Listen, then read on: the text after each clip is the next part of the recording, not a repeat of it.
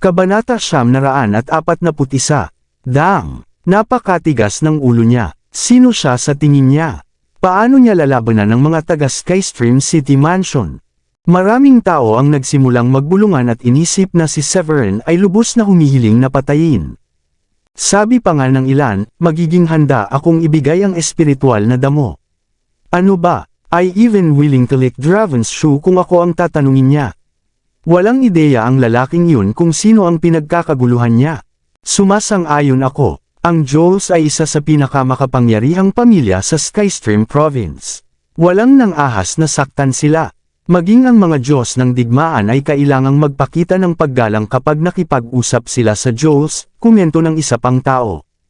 Sir Draven, di bale, ayokong sabihin ng mga tao na binubuli ko ang isang binata. Halatang-halata na nilamon ni Severin si Draven. Ayon sa init ng ulo ni Draven, hindi niya hahayaan ng madali si Severin. Gayunpaman, si Raikon ay nagpanggap na isang mabait na tao at hinikayat si Draven mula sa paghabol kay Severin. Sabi ni Draven, Mr. Raikon, don't worry. Ito ay sa pagitan ko at sa kanya. Maaari kang umiwas dito, tsaka malaki ang naitulong mo sa pamilya ko.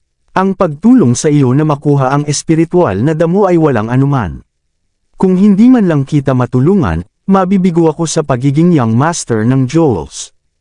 Anong nangyayari dito? Noon lang, sa wakas ay napansin na ng mga taong nagtatrabaho para sa gobernador ng lalawigan at nilapitan nila ang lugar.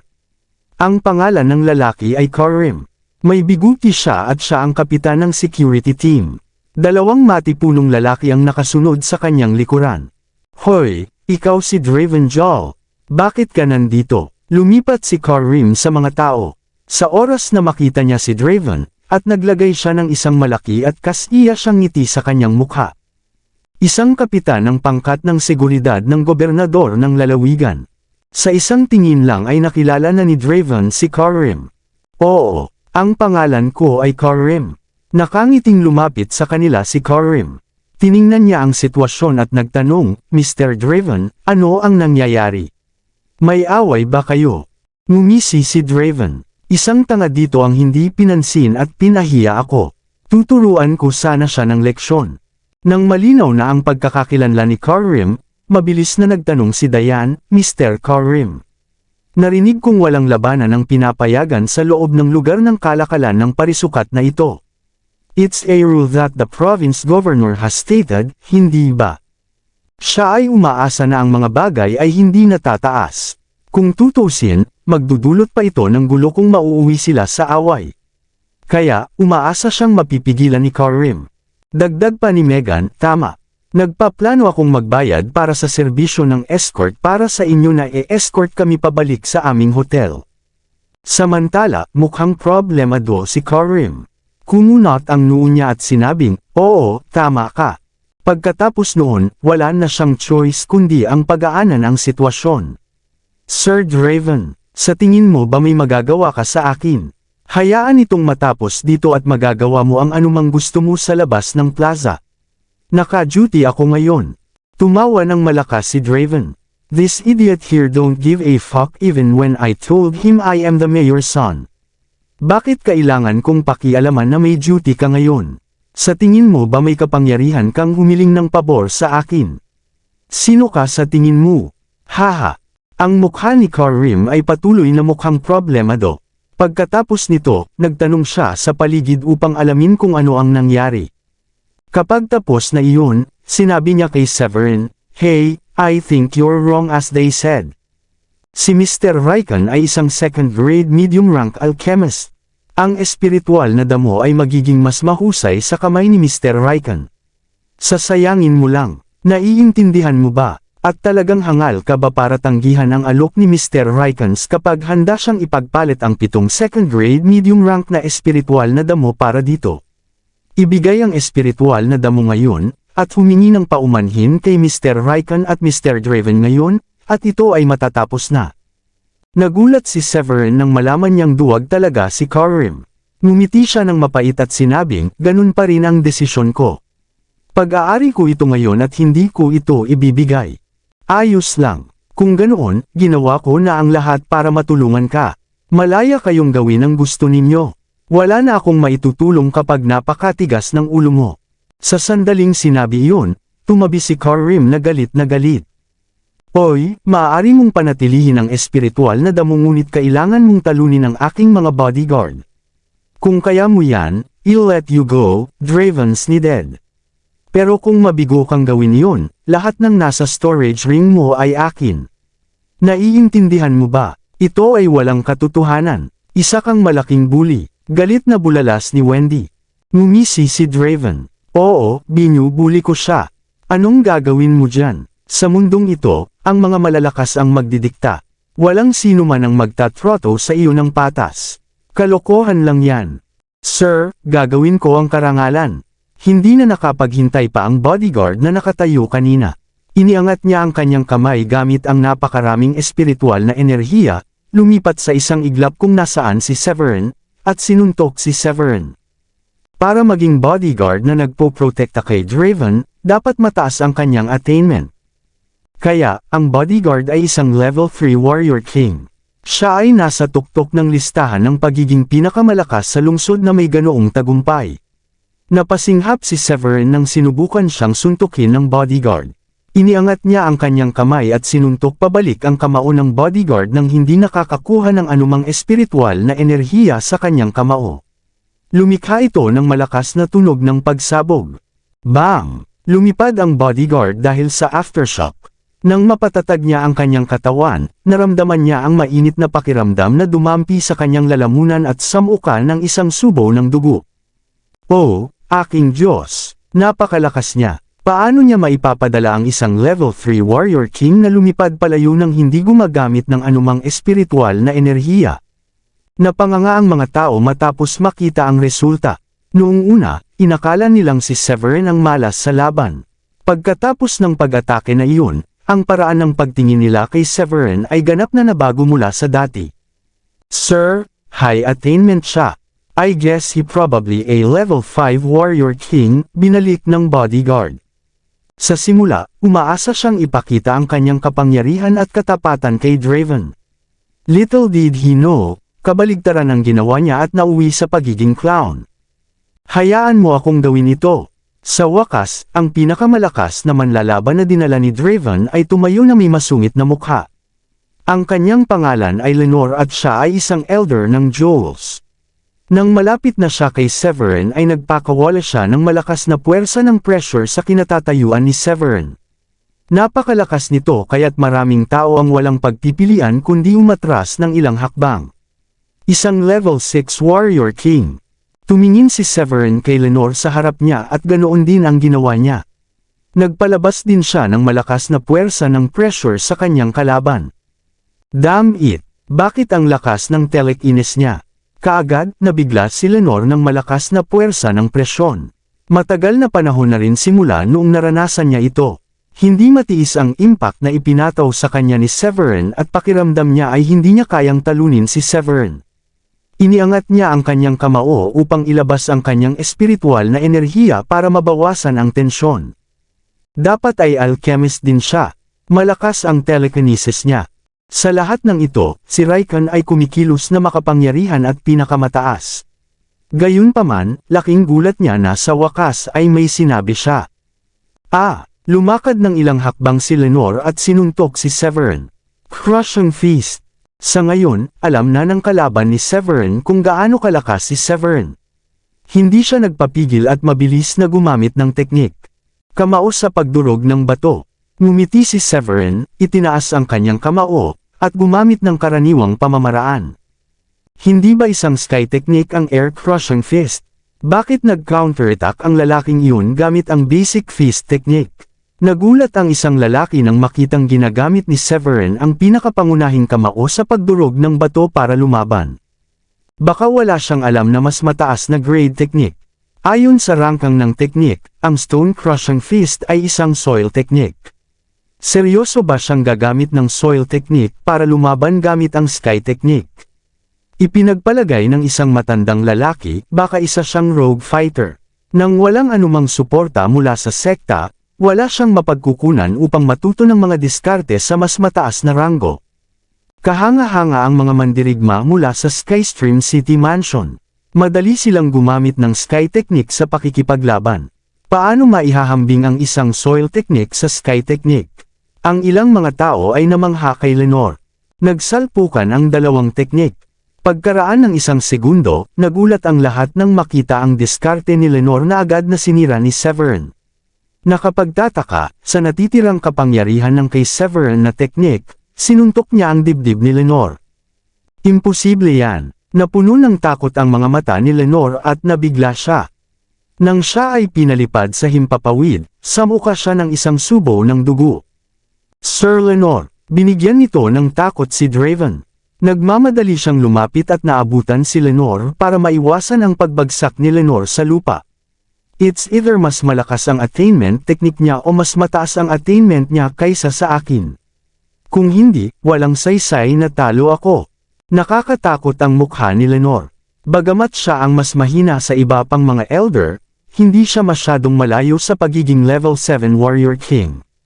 Nagulat na lang ito na matalo siya sa isang binata pagkatapos niyang gumamit ng Sky Technique. Oh, aking Diyos! Ibig sabihin ba nito ay level 7 warrior king ang lalaking iyon? Nagulat din ang mga tao. Hindi kataka-taka na maaari siyang maging mayabang. Mas tumitindi ito. Gulat na sigaw ng isang pulutong. Mr. Draven, hayaan mong ipaalala ko sa iyo na sumasang-ayon ka na ang espiritual na damo ay pag-aari ko kung maaari kong talunin ang iyong mga tauhan. Umaasa ako na ikaw ay isang tao ng iyong salita, sabi ni Severin. Napaawang ang bibig ni Draven at madilim ang ekspresyon nito. Pagkaraan ng ilang sandali, sa wakas ay natagpuan niya ang kanyang boses, I am the young master of the jewels. Siyempre, igagalang ko ang aking salita. Tara na. Pagkatapos noon ay mabilis siyang umalis sa eksena kasama ang kanyang mga tauhan. Pakiramdam niya ay napaharap lang siya at napahiya ng gusto na gusto niyang tumakas para walang makapagsabi ng kahihiyan na nararamdaman niya. Hoy, bata, mas mabuting umalis ka na. Bagamat nanalo ka sa pagkakataong ito, natatakot akong darating siya upang maghanap muli ng gulo. Noon lang, may isang matandang lalaki ang lumapit kay Severin at nagbigay ng payo. Tama siya, si Draven Jol ay isang masama at walang prinsipyong tao. He's not going to settle until he finally gets his revenge after the humiliation he suffered. Sabi ng isang babae, baka level 7 warrior king ka pero anak siya ng mayor. Ang iba pang matatanda sa kanyang pamilya ay napakakapangyarihan. Ilan sa kanila ay level 8 warrior king na. Ganun ba talaga sila kalakas? Agad na kumunat ang noo ni Severin. Tiyak na iba at mas malakas ang Skystream City Mansion kaysa sa iba. Ang iba pang mga mansyon mula sa ibang mga lungsod ay walang kapantay. Ito ay hindi isang sorpresa. Ang lungsod na ito ang pinakamalaki at pinakaabalang lungsod sa Skystream City. It's reasonable that the jewels are chosen to be Skystream City Mansion, the woman continued. I heard the jewels has someone na malakas na sumusuporta sa kanila. Bagamat napaka-normal nito sa karamihan ng mga first-tier na upper-class na pamilya, iba ang nasa likod ng jewels. Paano ito naiiba? Curious na tanong ni Severin. Sumagot ang babae, it's just something that I heard. Hindi ko rin alam ang detalye.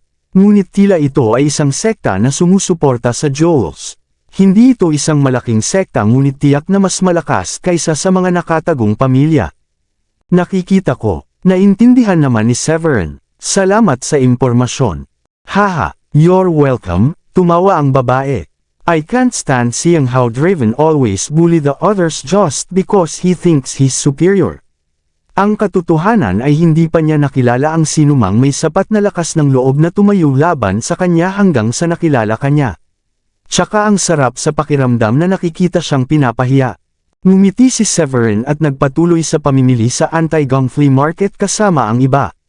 Severin, bakit hindi tayo umalis sa lugar na ito? Nag-aalala si Diane na magdadala si Draven ng mas malalakas na mandirigma para hanapin sila. Ngumiti si Severin, bigyan mo ako ng 10 minuto. Gusto kong makita kung mayroon pang second-grade high-rank spiritual herbs na nagbebenta dito na angkop para sa aking recipe. Tumango si Diane bilang pagsang-ayon matapos itong pag-isipan. Severin, thank you for helping me out, Megan bit her lip and said, "But I am a little scared now." Tutal, taga Skystream City Mansion sila. Alam kong mas malakas ka sa pinakamalakas nilang elder pero may sekta sila sa likod nila. Nagulat si Severin nang marinig na talagang nag-aalala si Megan para sa kanya. Nakaramdam siya ng saya at sinabing, "Don't worry. Nakontrol ko ang lahat. Damn it. Hindi ako kailanman napahiya." Galit na galit ako. Sa pagkakataong iyon ay sumakay na si Draven sa kanyang sasakyan. Iniangat niya ang kanyang kamao na may masamang ekspresyon. "Anak ng tinapa yung lalaking yun. Papatayin ko siya sa susunod na makita ko siya." Kabanata 945. "Sir, hahayaan mo ba talaga?" Tanong ni Lenore na nakakunot ang noo. Naikuyom ni Draven ang kanyang kamao. "Sa tingin mo ba hihintayin niya tayo doon? Sa oras na tinipon natin ang ating mga tauhan upang bumalik doon, matagal na nawala ang impyernong iyon. Kung talagang gusto niyang magtago, magiging napakahirap na matunten siya sa malaking lungsod na ito." Sinabi ni Lenore, "Paano kung magpadala tayo ng isang tao na sumunod sa kanila ngayon?" Bago pa man magsalita si Draven, sinabihan siya ni Raikon. "Ito ay hindi magandang ideya. Napakalakas ng telekinesis ng taong iyon. Maliban na lamang kung ang sumusunod sa kanya ay isang mandirigmang emperador. O kung hindi, matutuklasan niya ang tao ng napakabilis. Baka papatayin niya ang taong iyon kapag nalaman niya." After a short pause, he continued, "Tsaka sinabi na natin sa kanya sa harap ng lahat na doon na lang magtatapos. It's not going to look good kung papatayin natin siya mamaya. That's just saying Mr. Draven is not a man who keeps his promise." Tumango si Draven. "Tama si Mr. Raikon. Sa tingin ko siya ay dapat na isang alchemist na may mataas na tagumpay at malakas na telekinesis. Sa tingin mo ba siya ay isang pangalawang gradong alchemist?" "Hindi pwede." Kumunot ang noo ni Lenore. "Siya ay dapat na napakatalino upang maging isang pangalawang baitang na alchemist sa murang edad na ito. Ngunit kahit na siya ay dapat na isang mababang ranggo na alchemist. Imposibleng isa siyang medium rank alchemist. Hindi. Sa edad na iyon, imposible. At saka, hindi ko narinig na may bagong pangalawang gradong alchemist sa syudad." Mukhang nag-aalala si Raikon. Sinubukan niyang kumbansihin ang kanyang sarili na si Severin ay hindi maaaring maging isang alchemist na may mababang ranggo sa ikalawang baitang. Kung si Severin, hindi na siya magtatagal para malampasan si Raikon. Hindi ito isang bagay na gustong makita ni Raikon. Tumango si Draven. Hindi ko akalain na siya ay nasa ikalawang baitang. Ang pinaka sa tingin ko siya ay isang first-grade high-rank alchemist. May maririnig sana kami kung siya ay isang second-grade low-rank alchemist sa lungsod. Gayunpaman, iba ang naisip ni Lenore. "Sir, paano kung taga-ibang lugar siya? O baka nagtatrabaho siya sa county mansion?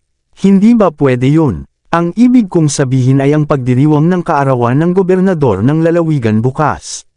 Kamakailan lamang, maraming mga tagalabas ang pumapasok sa lungsod. Naging umasim ang mukha ni Raikons. Posible iyon. Hindi nagtagal, bumalik si Draven at ang iba pa sa kanyang tahanan sa Skystream City Mansion. Pagdating niya sa bahay, nasabi ng kanyang ama na si Satchel na wala siya sa magandang mood. Kumunot ang noo ni Satchel. "Draven, anong nangyayari? Mukhang bad mood ka. May nagpalungkot ba sa iyo?" Sumimangot si Draven at sumagot, "Dad. Isang hangal ang nagpahiya sa akin at kay Mr. Raikon." Naging malungkot ang mukha ni Satchels. Ang kanyang anak ay hindi kailanman nagdusa ng anumang mga pag-urong sa kanyang buhay. Naisip niya na mabuti para kay Draven na mapipigilan paminsan-minsan at makakatulong din ito sa kanyang anak na lamaking mas malakas. Gayunpaman, si Raikon ang pinakamahusay na alchemist sa kanilang pamilya. Dahil sa kanya, naging isa ang kanilang pamilya sa pinakamatatag na pamilya sa lungsod. Kaya, napakahalaga na walang sinuman ang makakasira sa reputasyon ni Raikons. Anong nangyari? Ganyan ba talaga katapang ang taong yun para saktan si Mr. Raikon? Naikuyong ni Satchel ang kanyang mga kamao at may malungkot na ekspresyon. Lumapit si Lenore at ipinaliwanag ang lahat ng nangyari sa umaga. Isang level 7 warrior king. Napailing si Satchel at galit na sinabi, "Ganun na ba siya kamayabang dahil lang sa level 7 na warrior king siya? Hindi ko maisip na hindi niya tayo nirerespeto at sinaktan ka pa. Humihingi siya ng gulo.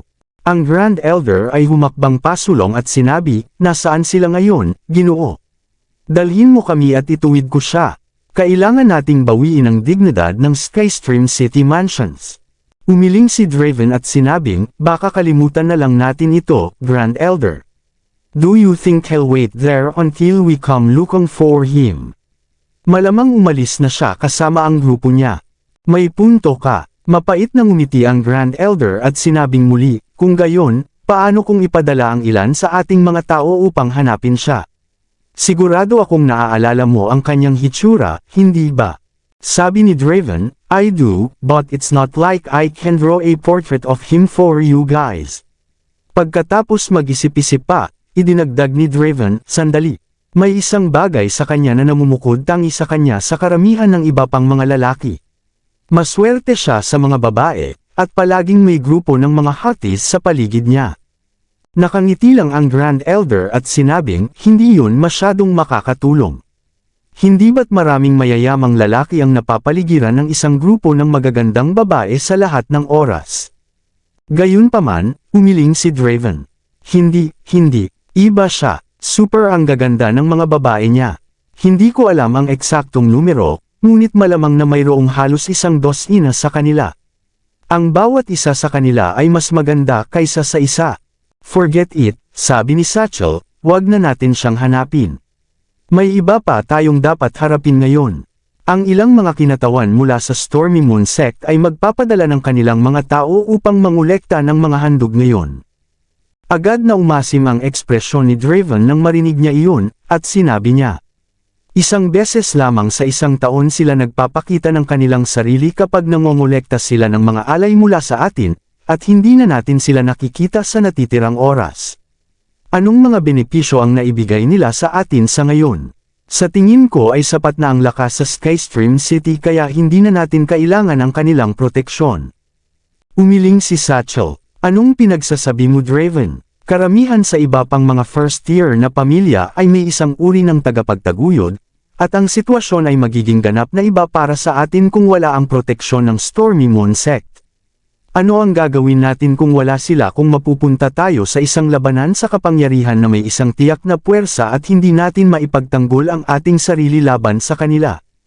Tumango ang Grand Elder bilang pagsang-ayon. Sa totoo lang, ang ilang mga bagay ay kailangang-kailangan, ngunit hindi madalas na ginagamit sa ilalim ng ordinaryong mga pangyayari. Ang parehong naaangkop sa Stormy Moon Sect, ang pagkakaroon ng mga ito bilang isang tagapagtaguyod ay magkakaroon ng isang deterrent effect sa ibang mga puwersa. Napabuntong hininga si Draven. Napakalaking kahihiyan na kailangan nating bigyan sila ng napakaraming unang grado at ikalawang grado ng mga espiritual na damo. Nadudurog ang puso ko na ibigay ang ating mga mapagkukunan ng pagkamit ng ganoon lang. Huwag mag-alala, tiniyak sa atin ng pinuno ng sekta nila na tutulong sila sa atin kung makakaapekto ito sa anumang bagay na may kaugnayan sa kaligtasan ng ating pamilya, nakangiting sabi ni Satchel. Higit pa rito, uunahin nila ang pag-recruit ng mas promising na kabataan mula sa ating mga pamilya. Nagliwanag ang mga mata ni Draven nang marinig niyang ang mga benepisyong iyon. Ngayon ay mas katulad nito. Tumango si Satchel at nakangiting sinabi, kanina, nagpadala ako ng sulat sa pinuno ng sekta nila at nagtanong tungkol sa mga pagkakataon mo. Ang sagot na nakuha ko ay handa silang bigyan tayo ng lugar. Maaari kang sumali sa kanila pagkatapos nilang mag-alay ngayon at opisyal na maging disipulo ng Stormy Moon Sect. Lalong kinuyam ni Draven ang kanyang mga kamao nang marinig iyon. Ang galing, Dad. Magiging alagad din ba ako? Tumango si Satchel. Siyempre, ang pinuno ng sekta ay nagsabi na ng oo, kaya ang ating mga handog sa paglipas ng mga taon ay hindi naging walang kabuluhan. Pagkatapos ay huminto siya sandali bago idinagdag, maaaring mayroon kang magandang talento, Draven, ngunit ikaw ay isang level 5 warrior king lang. Sa sandaling sumali ka sa Stormy Moon Sect, mapapansin mo na maraming mga disipulo ang may mas mataas na tagumpay kaysa sa iyo. Kapag nandoon ka na, kakailanganin mong magsanay ng mas mabuti at makapasok sa mandirigmang emperador sa lalong madaling panahon. Mapaparangalan mo ang ating pamilya sa pamamagitan ng pagiging isang warrior emperor powerhouse. Agad na hinawakan ni Draven ang kanyang mga kamay at seryosong sinabi, I will live up to your expectations, Dad. Nangangako akong magsasanay ng mabuti at tutulungan ang Jules na maging mas malakas. Haha, I'm very happy to hear that. Tumawa si Satchel. May dumating na isang lalaki at isang babae, sir. Sinabi nila na sila ay mula sa Stormy Moon Sect. Tumakbo ang isang bodyguard at nag-anunsyo. Grabe, nandito sila. Tuwang-tuwa si Satchel, gayon din ang mga matatanda at si Draven. Ang sabi ng Grand Elder, kakaiba iyon. Hindi ba't palagi silang pumapasok sa grupo na may 5 o 6 tuwing naririto sila? Bakit 2 tao lang? Nakangiting sabi ni Satchel, who cares how many people they sent here? Tara at batiin natin sila. Habang naglalakad siya papunta sa pinto, may emosyon niyang sinabi, Sigh, it already been a couple of times since they first came to collect our offerings, but this year is probably the happiest I've ever been in handing over this ng mga handog. Nakangiting sabi ng pangalawang matanda, iyan ay dahil pumunta sila rito para lamang tumanggap ng mga handog. Ano ang dapat maging masaya? It's different this time dahil masusundan sila ng anak mo at maging disipulo ng Stormy Moon Sect. Naglakad ang lahat sa malalaking hakbang na para bang natatakot silang malit. Pagdating nila sa gate, napansin nila ang isang lalaki at isang babae na naghihintay sa kanila doon. Hindi gaanong matanda ang dalawa at malamang ay nasa 20s pa lang. Medyo nakasimangot ang lalaki, at ang mas mabigat na bahagi, habang ang babae na ang nakakapreskong pinong karakter ay hindi katulad ng karamihan sa mga kababaihan, ay nagpakita ng isang temperamental na pananaw na may medyo bihira na nakikitang kagandahan. Si Draven, bilang young master ng mayor ng Skystream City, ay nakakita ng hindi mabilang na kababaihan sa nakaraan. Gayunpaman, ang babaeng nasa harapan niya ay nagpaningning sa kanyang mga mata dahil type niya ito. Kayo ba ang mga alagad ng Stormy Moon Sects? Please, pumasok kayo. Humakbang si Satchel at agad silang pinapasok na may paggalang. Bahagyang ngumiti ang matabang lalaki, ibinaling ang mga palad, at agad na kumuha ng token. Sinabi niya kay Satchel, pareho kaming elite na disipulo mula sa Stormy Moon Sect. Si Sofia ito, huwag magpalinlang sa kanyang hitsura, hindi lang siya ang aming alagad, kundi pati na rin. Ahem. Tumikim si Sofia, pinutol ni Sofia ang taong kasama niya. Bakit ang daldal mo, fatso? Alam ng lalaki na si Sofia ay mas mabait na tao, kaya ngumiti siya ng alanganin at hindi na nagsalita pa. Ako si Satchel Joel, ang pinuno ng pamilya. Ito ang aking anak na si Draven. Siya ay 20 na, at ang kanyang pagkamit ay umabot sa antas ng 5 mandirigmang hari. Ito ang aming Grand Elder, si Ziglogger. Ito ang aming pangalawang elder. Ipinakilala ni Satchel ang lahat sa 2 tao mula sa Stormy Moon Sect. Nang matapos ang pagpapakilala ay dinala niya silang lahat sa loob ng bahay. Ahem, pwede ko bang itanong kung saan nakatayo ang level 5 Warrior King tulad ni Mr. Draven sa rangkang ng mga disipulo ng Stormy Moon Sects?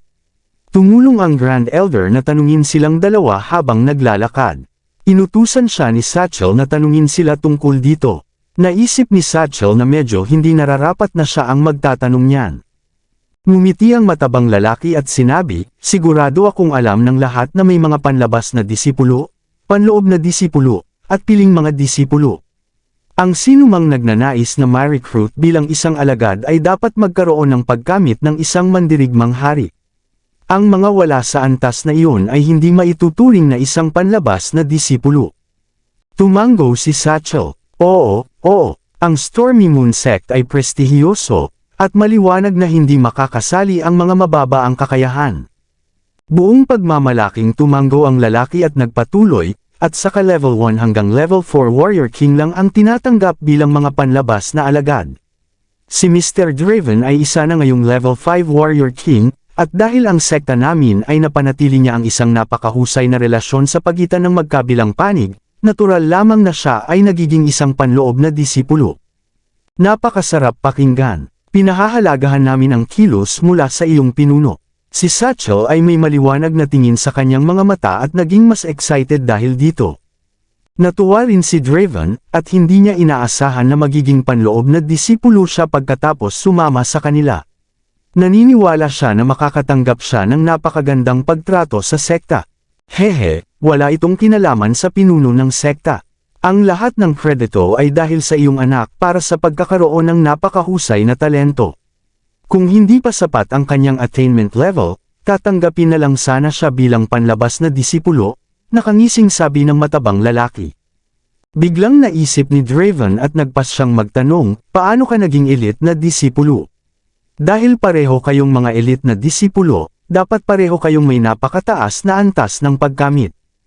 Ang lalaking mataba ay lalo pang mapagmataas na tingin habang sinasabi niya sa lahat. Kung gusto mong maging isang piling alagad, kailangan mo munang makapasok sa mandirigmang emperador. Kahit na ang level 9 Warrior King's attainment ay hindi sapat. Sana nilinaw ko ang sarili ko. Sabi ni Sofia na may mahinang ngiti, nakalusot lang ako sa level 1 Warrior Emperor ilang araw na ang nakalipas at umabanti sa isang elite na disipulo. Ang aking senior na si Meldrick ay nakalusot na sa level 2 Warrior Emperor, kaya lohikal na siya ang aking senior. Biglang nakaramdam ng hiya si Meldrick at sinabing, "You're being too polite, Sofia." Ang mga disipulo lahat ay pareho. Matapos marinig yun, nag-usap-usap ang matatandang Jules hanggang sa wakas ay sinabi ng isa. May inggit lang kami sa mga kayang maging mandirigmang emperador. Maraming salamat sa lahat ng sumusubaybay. Please subscribe and follow my YouTube and Facebook channel, Filipino Novel. Maraming salamat po. By the way Miss Sofia, bakit kayong dalawa lang? Ito ay palaging isang grupo sa nakaraan, tanong ni Satchel pagkatapos ng ilang pag-iisip. Sabi naman ni Sofia, may kasama kaming apat, pero gusto muna nilang mamasyal sandali bago pumunta dito. Napagdesisyunan namin ni Meldrick na dumiretso dito. I am sure you all know that we rarely get the chance to experience normal society, so we plan to rest here for 2 or 3 days at mamasyal sa syudad bago bumalik. Ito ay tulad ng isang uri ng pagpapahinga. Tama yan, hindi ko na nasabi, Sofia. Dadalhin kita sa pamamasyal mamaya sa gabi at tingnan ang ilan sa mga night market dito. I bet well makahanap ng maraming masasarap na pagkain doon. Palaging interesado si Meldrick kay Sofia, at ayaw niyang palampasin ang pagkakataong lumabas kasama niya na mag-isa. Sa hindi inaasahang pagkakataon, napangiti si Sofia at sinabing, "Let's all go out together with the other 4 later tonight." Ito ay magiging mas masigla sa ganoong paraan. Oo naman, ilang beses na napaawang ang bibig ni Meldrick at awkwardly lang na nainggati niya sa mga ito. Nang marinig yun ni Draven ay agad siyang humakbang at nag-alok. Pamilyar na pamilyar ako sa lungsod at marami akong libreng oras sa aking mga kamay, kaya paano kung ipapakita ko sa iyo ang buong paligid ngayong gabi? Ngumiti kaagad si Sofia at gumagalang kay Draven, "We be happy to have you do that. Since you'll be our junior brother from now on, you call me senior sister." Ang lahat ay kapwa-alagad na ngayon. Awkward na sabi ni Draven, "Isn't it still too early though? Wala man lang akong disipulo token ngayon. Tatalakayin kita sa ganoong paraan kapag opisyal kong nakuha ang token." Sa tabi niya, mayabang na sabi ni Meldrick, "You don't need to be so humble. Ipinagkaloob na ikaw ay magiging alagad ng aming sekta, at walang magbabago nito. It's only a matter of time hanggang sa maging junior ka na namin." Ako ay buong kabab ang loob na nagpapasalamat sa iyo, ang aking mababait na mga nakatatanda. Tuwang-tuwa si Draven. Agad siyang humakbang pa harap at gumagalang. "I be in your care then once I formally enter the sect." Haha, sigurado yan. Maaari kang laging lumapit sa akin kung may kailangan ka. Kung isa sa mga panloob na alagad ang nambo-bully sa iyo, you can always mention my name to them. Makakatulong ito, sigurado ako. Napangiti si Meldrick at may nakaka-condescending na expression. Nadama niya ang isang bagay ng isang pakiramdam ng higit na kahusayan habang nakatayo siya sa harap ni Draven.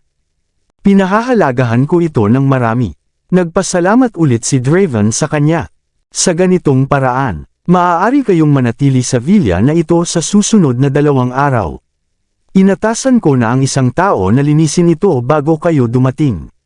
Kung kailangan nyo ng anuman, huwag mag-atubiling ipaalam sa akin anumang oras. Sasagutin kayo rin ng mga katulong dito. Dinala silang dalawa ni Satchel sa isang villa at pinapasok sila habang pinangungunahan niya sila papunta sa villa. Masyado kang magalang, Mr. Satchel. Lahat ay magkaibigan, hindi ba? Ipaalam sa amin kung mayroon kang anumang bagay na kailangan mo ng tulong. Well, maging masaya na magbigay ng tulong kung ito ay abot ng aming makakaya. Magalang na sabi ni Sofia. Sir Draven, dumating si Mr. Walbert para tumambay sa iyo. Isang katulong ang tumakbo at tinawag si Draven. Kumunot ang noo ni Draven at sinabi sa katulong, "Can't you see that I am busy today?" Sabihin sa kanya na bumalik sa ibang araw. Kabanata 950. Kumunot ang noo ng katulong at sinabing, nasa loob na siya ng mansion grounds. Gusto daw niyang makipag-inuman sa iyo dahil masama ang pakiramdam niya. Tamang-tama, pumasok si Walbert kasama ang ilang mga bodyguard nang magsimula ang katulong sa kanyang hatol. Hoy, Draven! Maganda ang relasyon ni Walbert kay Draven, kaya pinasok niya ang sarili at sinundan ang katulong sa bahay. Pagkapasok niya sa silid, napagtanto niya na medyo may mali. Bukod sa alkalde, mayroon ding ilang matatanda, at dalawang kabataan, isang lalaki at isang babae. Anong nangyayari, Draven? Curious na tanong ni Walbert.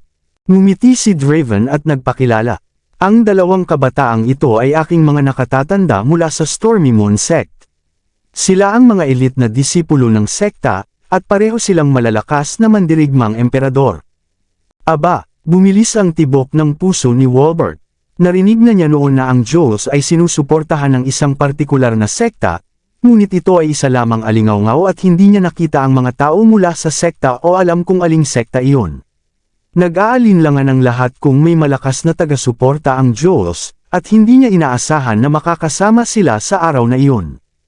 Agad siyang humakbang ng 2 hakbang pasulong, at bahagyang yumuko, at magalang na sinabi, I am Walbert Crenshaw, at ako ay mula sa isa sa mga pamilya sa unang antas ng Skystream City. Pagbati, matagal ko nang narinig na may mga powerhouse na tulad ng mga warrior emperors, pero hindi ko pa sila nakilala sa buhay ko.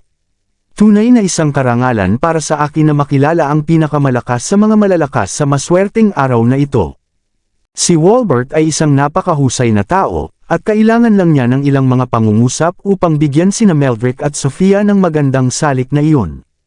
Hehe, masyado kang magalang.